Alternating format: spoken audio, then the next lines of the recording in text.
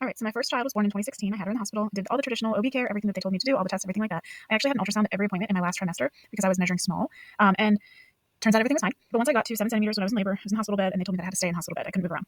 So whenever I felt ready to push, they told me that I had to stop because the doctor wasn't there yet. So they held my daughter's head in as my body was doing what it was supposed to do to get her out. And she was actually born in one push as the doctor walked up and was putting his gloves on.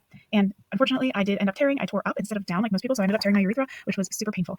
So in my postpartum, I felt pretty good, but the tearing was, again, pretty awful. I asked for a lactation consultant while I was in the hospital, and they said that they didn't have one available. So I just struggled for about 2 weeks with engorgement and really sore nipples. And eventually I figured it out. But again, it wasn't like the greatest experience ever. But it set me up for better experiences in the future.